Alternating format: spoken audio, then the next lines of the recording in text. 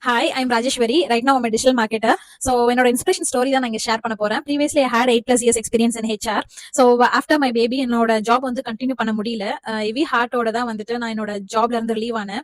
So, வீட்ல இருந்தே ஏதாவது ஆன்லைன்ல லேர்ன் பண்ணிட்டு ஏதாவது ஏர்ன் பண்ற மாதிரி ஆப்பர்ச்சுனிட்டிஸ் பார்த்துட்டு இருந்தேன். என்னோட கையில வந்து 3 months பேபி இருந்தாங்க.